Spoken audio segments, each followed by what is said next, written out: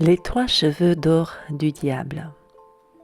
Il était une fois une pauvre femme qui mit au monde un fils, et comme il était coiffé quand il naquit, on lui prédit que dans sa 14e année, il épouserait la fille du roi. Sous ces entrefaites, le roi passa par le village sans que personne ne le reconnût, et comme il demandait ce qu'il y avait de nouveau, on lui répondit qu'il venait de naître un enfant coiffé, que tout ce qu'il entreprendrait lui réussirait, et qu'on lui avait prédit que lorsqu'il aurait 14 ans, il épouserait la fille du roi. Le roi avait un mauvais cœur, et cette prédiction le fâcha. Il alla trouver les parents du nouveau-né et leur dit d'un air tout amical: « Vous êtes des pauvres gens, donnez-moi votre enfant, j'en aurai bien soin. » Ils refusèrent d'abord, mais l'étranger leur offrit de l'or et ils se dirent: « Puisque l'enfant est né coiffé, ce qui arrive est pour son bien. » Ils finirent par consentir et par livrer leur fils. Le roi le mit dans une boîte et chevaucha avec ce fardeau jusqu'au bord d'une rivière profonde où il le jeta, en pensant qu'elle délivrait sa fille d'un galant sur lequel elle ne comptait guère. Mais la boîte, loin de couler à fond, se mit à flotter comme un petit batelet sans qu'il entrât dedans une seule goutte d'eau. Elle alla ainsi à la dérive jusqu'à 2 lieues de la capitale et s'arrêta contre l'écluse d'un moulin. Un garçon meunier qui se trouvait là par bonheur l'aperçut et l'attira avec un croc. Il s'attendait en l'ouvrant à y trouver de grands trésors, mais c'était un joli petit garçon frais et éveillé. Il le porta au moulin. Le meunier et sa femme qui n'avaient pas d'enfant reçurent celui-là comme si Dieu le leur eût envoyé. Ils traitèrent de leur mieux le petit orphelin qui grandit chez eux en force et en bonne qualité. Un jour, le roi, surpris par la pluie, entra dans le moulin et demanda au meunier si ce grand jeune homme était son fils. « Non, sire, répondit-il, c'est un enfant trouvé qui est venu dans une boîte échouée contre notre écluse il y a 14 ans. Notre garçon meunier l'a tiré de l'eau. » Le roi reconnut alors que c'était l'enfant né coiffé qu'il avait jeté à la rivière. « Bonnes gens, dit-il, ce jeune homme ne pourrait-il pas porter une lettre de ma part à la reine ? Je lui donnerai 2 pièces d'or pour sa peine. » « Quand votre majesté l'ordonnera, répondit-il, et il dit au jeune homme de se tenir prêt. » Le roi écrivit à la reine une lettre où il lui demandait de se saisir du messager, de le mettre à mort et de l'enterrer de façon à ce qu'il trouvât la chose faite à son retour. Le garçon se mit en route avec la lettre, mais il s'égara et arriva le soir dans une grande forêt. Au milieu des ténèbres, il aperçut de loin une faible lumière et se dirigeant de ce côté, il atteignit une petite maisonnette où il trouva une vieille femme assise près du feu. Elle parut toute surprise de voir le jeune homme et lui dit: « D'où viens-tu et que veux-tu » ? « Je viens du moulin, répondit-il, je porte une lettre à la reine, j'ai perdu mon chemin et je voudrais passer la nuit ici. » « Malheureux enfant, répliqua la femme, tu es tombé dans une maison de voleurs et si elle te trouve ici, ça n'est fait de toi. »« À la grâce de Dieu, dit le jeune homme, je n'ai pas peur et d'ailleurs je suis si fatigué qu'il m'est impossible d'aller plus loin. » Il se coucha sur un banc et s'endormit. Les voleurs entrèrent bientôt après et ils demandèrent avec colère pourquoi cet étranger était là. « Ah, dit la vieille, c'est un pauvre enfant qui s'est égaré dans le bois, je l'ai reçu par compassion et il porte une lettre à la reine. » Les voleurs prirent la lettre pour la lire et virent qu'elle enjoignait de mettre à mort le messager. Malgré la dureté de leur cœur, ils eurent pitié du pauvre diable. Le capitaine déchira la lettre et en mit une autre à la place, qui enjoignit qu'aussitôt que le jeune homme arriverait, on lui fit immédiatement épouser la fille du roi. Puis les voleurs le laissèrent dormir sur son banc jusqu'au matin. Quand il fut éveillé, ils lui remirent la lettre et lui montrèrent son chemin. La reine, ayant reçu la lettre, exécuta ce qu'elle contenait. On fit des noces splendides. La fille du roi épousa l'enfant né coiffé, et comme il était beau et aimable, elle fut enchantée de vivre avec lui. Quelque temps après, le roi revint dans son palais et trouva que la prédiction était accomplie et que l'enfant né coiffé avait épousé sa fille. « Comment cela se fait-il » dit-il. « J'avais donné dans ma lettre un ordre tout différent. » La reine lui montra la lettre et lui dit qu'il pouvait voir ce qu'elle contenait. Il la lut, vit bien qu'on avait changé la sienne. Il demanda au jeune homme ce qu'est devenu la lettre qu'il lui avait confiée et pourquoi il en avait remis une autre. Je n'en sais rien, répliqua celui-ci. Il faut qu'on l'ait changé la nuit quand j'ai couché dans la forêt. Le roi en colère lui dit « Cela ne se passera pas ainsi. C'est lui qui prétend à ma fille doit me rapporter de l'enfer 3 cheveux d'or de la tête du diable. Rapporte-les moi et ma fille t'appartiendra. » Le roi espérait bien qu'il ne reviendrait jamais d'une telle commission. Le jeune homme répondit « Le diable ne me fait pas peur, j'irai chercher les 3 cheveux d'or. » Et il prit congé du roi et se mit en route. Il arriva devant une grande ville. À la porte, la sentinelle lui demanda quel était son état et ce qu'il savait. « Tout, répondit-il. Alors dit la sentinelle, rends-nous le service de nous apprendre pourquoi la fontaine de notre marché, qui nous donnait toujours du vin, s'est desséchée et ne fournit même plus d'eau.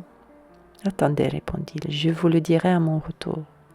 Plus loin, il arriva devant une autre ville. La sentinelle de la porte lui demanda son état et ce qu'il savait. Tout, répondit-il. Rends-nous alors le service de nous apprendre pourquoi le grand arbre de notre ville, qui nous rapportait des pommes d'or, n'a plus de feuilles. Attendez, répondit-il, je vous le dirai à mon retour.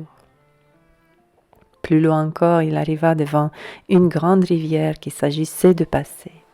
Le passeur lui demanda son état et ce qu'il savait. Tout, répondit-il. Alors dit le passeur, rends-moi le service de m'apprendre si je dois toujours rester à ce poste sans jamais être relevé. Attends, répondit-il, je te le dirai à mon retour. De l'autre côté de l'eau, il trouva la bouche de l'enfer. Elle était noire et enfumée. Le diable n'était pas chez lui, il n'y avait que son hôtesse assise dans un large fauteuil. « Que demandes-tu » lui dit-elle d'un ton assez doux. « Il me faut 3 cheveux d'or de la tête du diable, sans quoi je n'obtiendrai pas ma femme. » « C'est beaucoup demandé, dit-elle, et si le diable t'aperçoit quand il rentrera, tu passeras un mauvais quart d'heure. Cependant, tu m'intéresses et je vais tâcher de te venir en aide. » Elle le changea en fourmi et lui dit « Monte dans les plis de ma robe, et là tu seras en sûreté. » « Merci, répondit-il, voilà qui va bien, mais j'aurais besoin en outre de savoir 3 choses. Pourquoi une fontaine qui versait toujours du vin ne fournit même plus d'eau? Pourquoi un arbre qui portait des pommes d'or n'a plus même de feuilles? Et si un certain passeur doit toujours rester à son poste sans jamais être relevé? Ce sont 3 questions difficiles, dit-elle, mais tiens-toi bien tranquille et sois attentive à ce que le diable dira quand je lui arracherai les 3 cheveux d'or. Quand le soir arriva, le diable rentra chez lui. À peine était-il entré qu'il remarqua une odeur extraordinaire. « Il y a du nouveau ici, dit-il, je sens la chair humaine. » Et il alla fureter dans tous les coins, mais sans rien trouver. L'hôtesse lui chercha querelle. « Je viens de balayer et de ranger, dit-elle, et tu vas tout bouleverser ici. Tu crois toujours sentir la chair humaine. Assieds-toi et mange ton souper. » Quand il eut soupé, il était fatigué, il posa sa tête sur les genoux de son hôtesse et lui dit de lui chercher un peu l'époux. Mais il ne tarda pas à s'endormir et à ronfler. La vieille saisit un cheveu d'or, l'arracha et le mit de côté. « Eh » s'écria le diable, « qu'as-tu donc fait ?»« J'ai eu un mauvais rêve, dit l'hôtesse, et je t'ai pris par les cheveux. »« Qu'as-tu donc rêvé ?» demande le diable. « J'ai rêvé que la fontaine de marché qui versait toujours du vin s'était arrêtée et qu'elle ne donnait plus même d'eau. Quelle en peut-être être la cause? »« Ah, si l'on savait, répliqua le diable. Il y a un crapaud sous une pierre dans la fontaine, on n'aurait qu'à le tuer, le vin recommencerait à couler. » L'hôtesse se remit à lui chercher l'époux. Il se rendormit, ronfla de façon à ébranler les vitres. Alors elle lui arracha le second cheveu. « Hé, que fais-tu » s'écria le diable en colère. « Ne t'inquiète pas, répondit-il, c'était un rêve que j'ai fait. »« Qu'as-tu rêvé encore » demanda-t-il. « Je rêvais que dans un pays, il y a un arbre qui portait toujours des pommes d'or et qui n'a plus même de feuilles.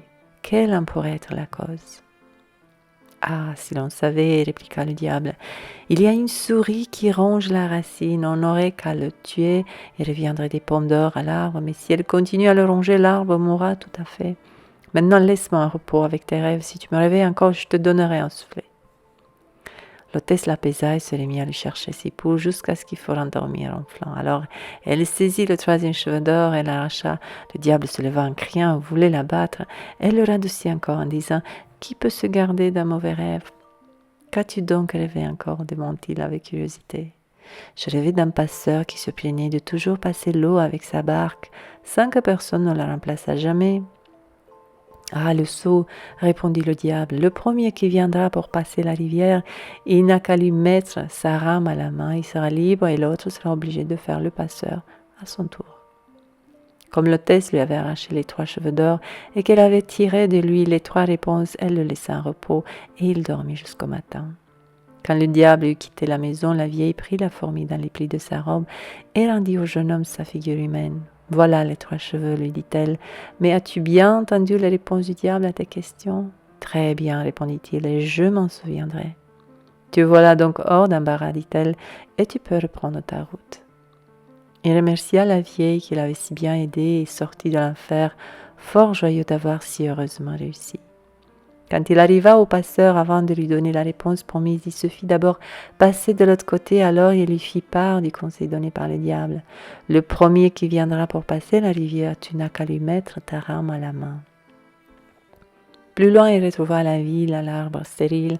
La sentinelle attendait aussi sa réponse. « Tuez la souris qui ronge les racines, dit-il, et les pommes d'or reviendront. » La sentinelle, pour le remercier, lui donna 2 ânes chargés d'or.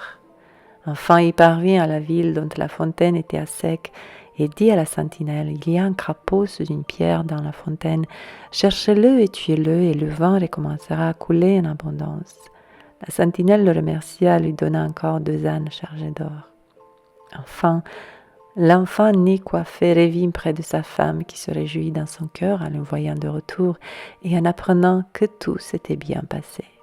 Il remit au roi les 3 cheveux d'or du diable.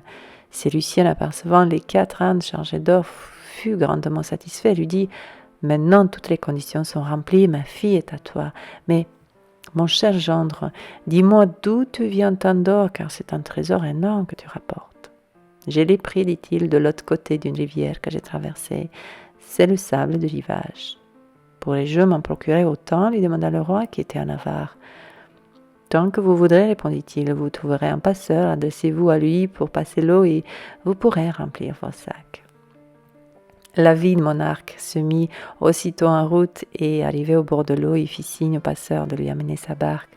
Le passeur le fit entrer et quand ils furent à l'autre bord, il lui mit la rame à la main et sauta dehors. Le roi devint ainsi passeur en punition de ses péchés. L'est-il encore ? Ah, sans doute, puisque personne ne lui a repris la rame.